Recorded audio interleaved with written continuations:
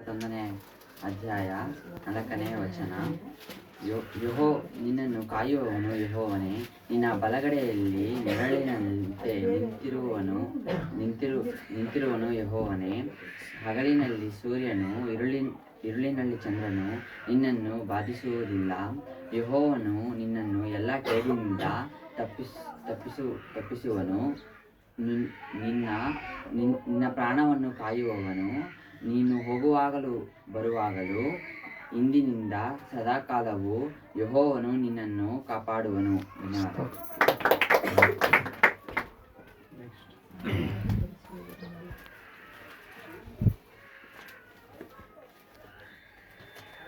ಕೀರ್ತನೆಗಳು 103ನೇ ಅಧ್ಯಾಯ 9-10ನೇ ವಚನ.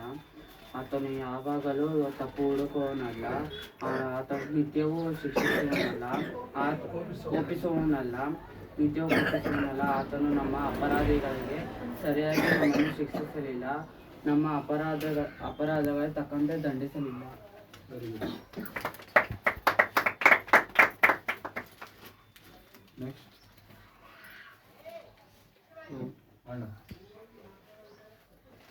ಪ್ರಲಾಪಗಳು ಗ್ರಂಥ 3ನೇ ಅಧ್ಯಾಯ 25, 26, 27. ಯೆಹೋವನು ತನ್ನನ್ನು ನಿರೀಕ್ಷಿಸುವವರಿಗೂ ಹುಡುಕುವವರಿಗೂ ಮಹೋಪಕಾರಿಯಾಗಿದ್ದಾನೆ.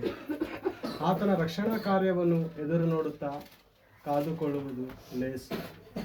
ಯೌವನದಲ್ಲಿ ಮನುಷ್ಯರು ನೊಗವನ್ನು ಹೊರುವುದು ಲೇಸು. ದೇವರು ನಡೆಸ್ತಾರೆ.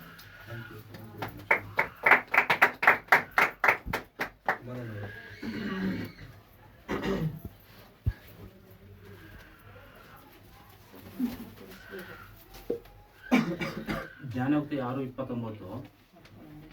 ನೆರೆಯವರ ಹೆಂಡತಿಯನ್ನು ಹತ್ತಿರ ಹೋಗುವನು ಹೀಗೆ ಆಗುವುದು, ಅವನು ಅವಳನ್ನು ಮುಟ್ಟುವನು. ನೆರೆಯವರನ್ನ ಹೆಂಡತಿಯನ್ನು ಹತ್ತಿರ ಹೋಗುವವನಿಗೆ ಹೀಗೆ ಆಗುವುದು, ಅವನು ಅವಳನ್ನು ಮುಟ್ಟುವನು, ದಂಡೆಯನ್ನು ಮುಟ್ಟುವವನು. ಅದೇ ಇರಾನು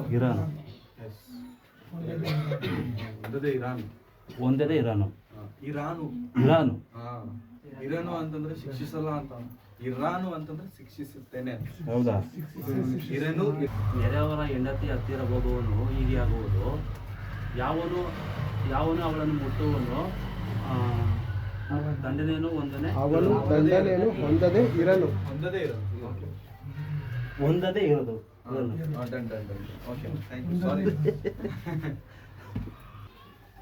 సుగంధ తైలము కంటే మంచి పేరు మేలు, జన్మదినము కంటే మరణదినము మేలు. విందు జరుగుట ఇంటికి పోవుట కంటే ప్రలాపించు వారి ఇంటికి పోవుట మేలు. బ్రతికి ఉన్నవారు దానిని మనసులో పెట్టుకొందురు. నవ్వుట కంటే దుఃఖపడుట మేలు. ఎలా అనగా భిన్నమైన ముఖము హృదయమును గుణపరచును. ప్రసంగి గ్రంథము 7వ అధ్యాయం.